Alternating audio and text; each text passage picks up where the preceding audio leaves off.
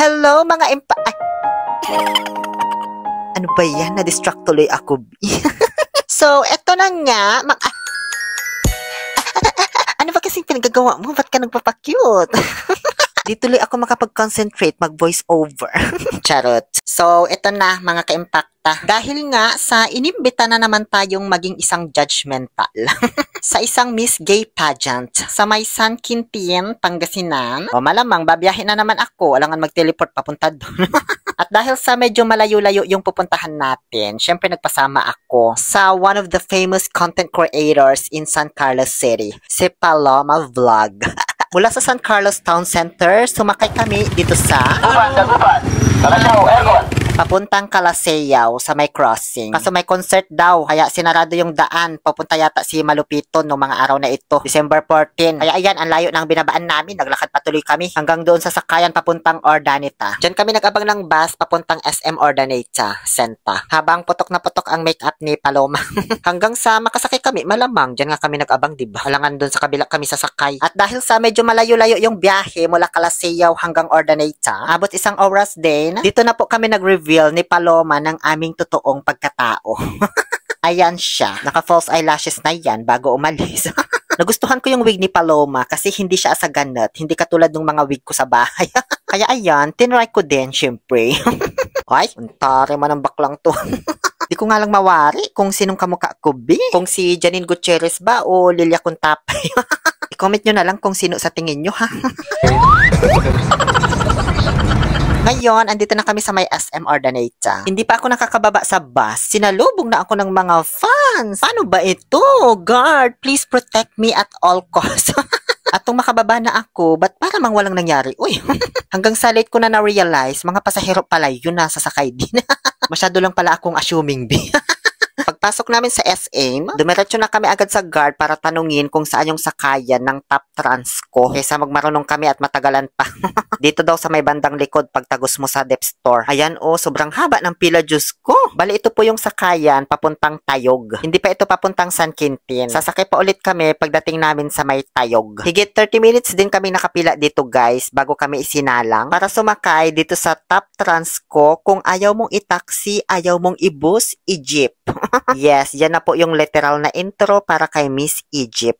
Halos isang oras ulit yung biyahe mula Urdaneta hanggang Tayog. Alam nyo, sobrang haba ng nadaanan naming tulay na ito. Bale, nakarating kami sa Tayog 4:30 PM na. Umalis kami sa San Carlos ng 1 PM. So, 3.5 oras na kaming bumabiyahe. Dahil dyan, nag-gutom na kami ni Paloma. Kaya, nung makarating kami dito sa may Tayog, kumain muna kami sa Jollibee dito sa may Magic Mall of Asia Pacific. Di ko expect na may makakakilala pa pala sa akin dito. Kahit napakalayo ko na, kung saan sana ako napunta. Ayan, si Madam na taga Hope Credit. Ang ganda niya. Pa-approve ako, ha. Bala ko kumuha ng drone eh. Gamitin ko pang shoot sa bukid namin. Yung pang 6 months na hulugan lang naman. Uy. Pagkatapos naming lumafang, nag-tricycle na kami papuntang San Quintin sa may barangay Lagasit. Bale, boundary lang po yun ng San Quintin at Tayog. Unang barangay nila, kaya malapit lang din. Nasa 15 minutes lang yung biyahe via tricycle. Ang layo na nang napuntahan namin, malapit na kami sa mga bondo. Pero laban na laban pa rin talaga ang mga akla. Dito kami bumaba sa may Lagasit Elementary School kasi dito gaganapin yung event. At sinalubong na rin kami agad-agad ni Miss Mocha. Siya po yung nag-invite sa akin dito. Actually, susunduin dapat kami. Kaso, minabuti kong wag na lang kasi baka busy na sila pag ganitong mga oras sa preparation, diba? Tapos, mas gusto namin ni Palomang mag-DIY para mas ma-explore pa namin ang kasuluk-sulukan ng Pangasinan. Ganon. 5:30 ng hapon na kami dumating dito. Pero alas 8 pa yung start ng pageant. Kaya ayan, nag-change outfit na agad-agad si Paloma. Kumpleto dalang outfit niyan, Dinaig pa yata yung mga kandidata sa Miss Gay ngayon.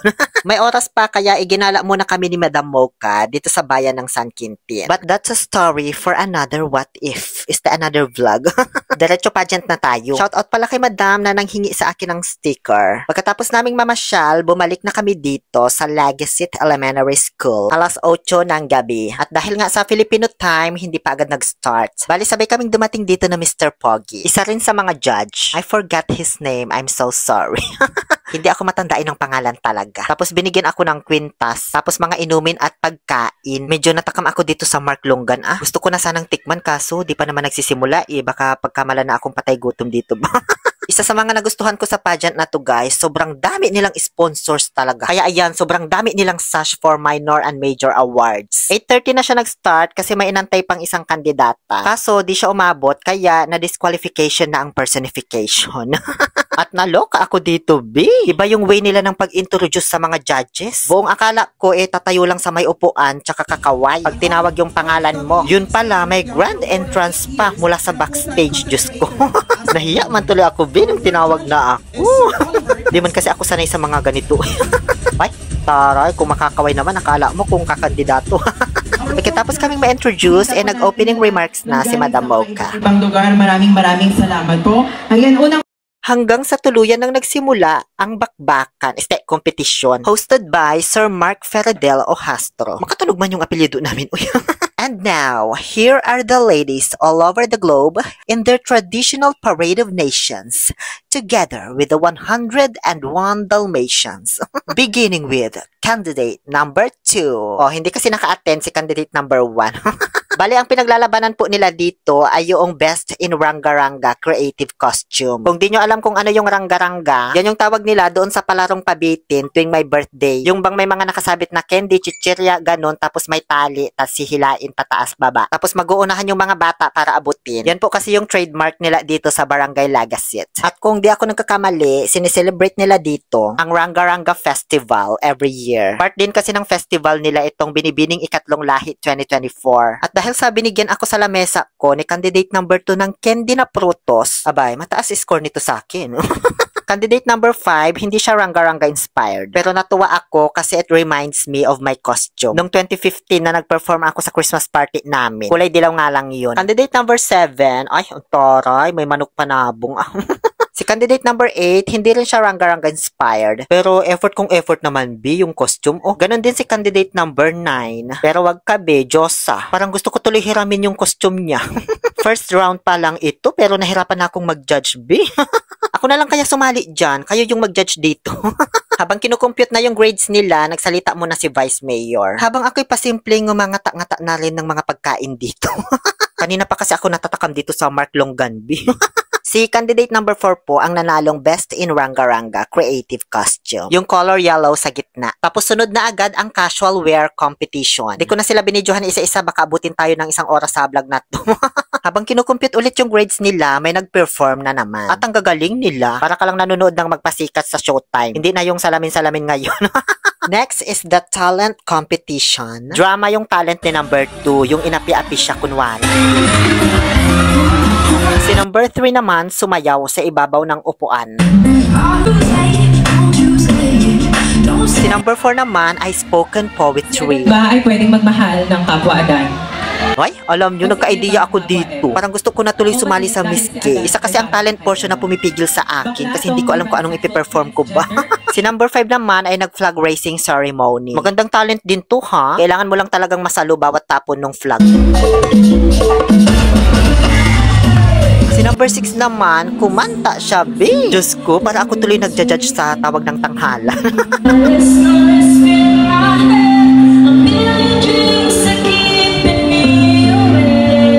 Si number 7 naman, ay, wag kang ano-ano dito, B. Bumubuga yan ng apoy. Siya po yung nanalong Best in Talent. Siyempre, ikaw ba naman magmumug ng gas? Di ka pa ba mananalo niyan?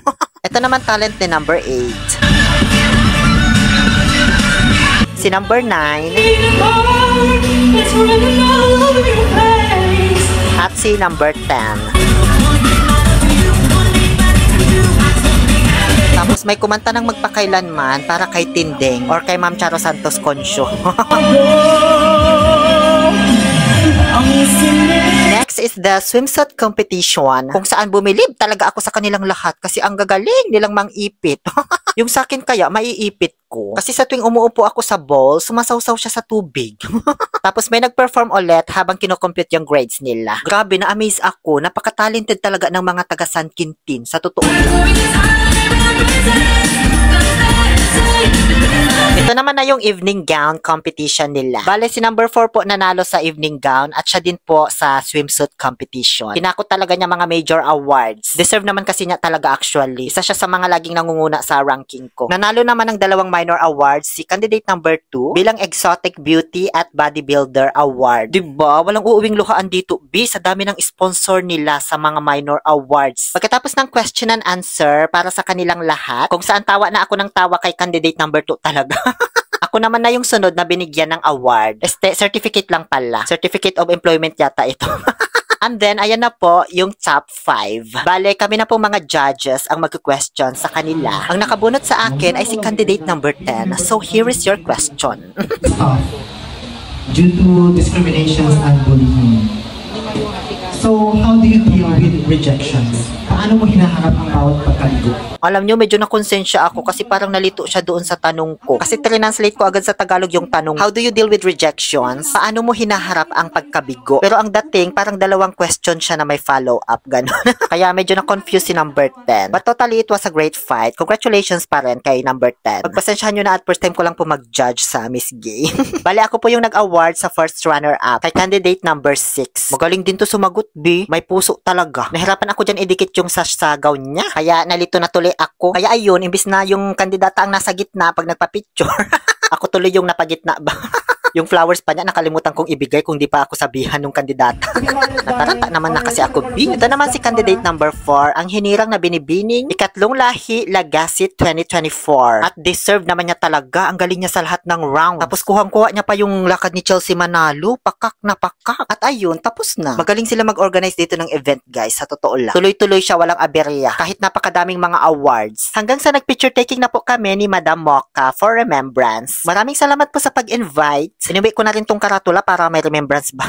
It was a great night and memorable experience here in San Quintin, Pangasinan. Ang mabait ng mga tao dito. Tapos napaka-talented pa. Hinatid kami ni Ma'am Mocha dito sa may terminal ng 5-star sa Tayug. Thank you so much, Ma'am Mocha. And of course, kay Paloma Vlog. Hanggang dito na lamang po yung nabidyohan ko kasi knockdown na talaga kami ni Paloma.